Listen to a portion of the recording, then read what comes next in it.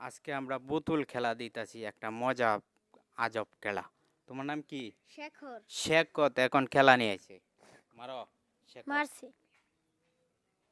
হ্যাঁ, শেখতের জন্য হাতের তালি। তিনটা ভালা দিতে শেখত। যাও, যাও, পুতুল খেলা ওরা পুতুল। নাও। হে বলটি লো, শেখত হে বললি মারো।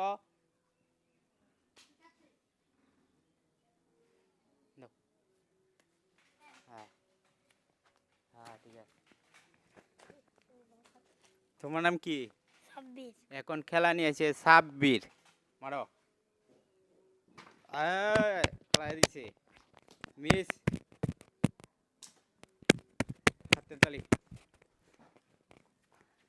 পুতুলটি কারা ওরা খেলো। বলটি দাও।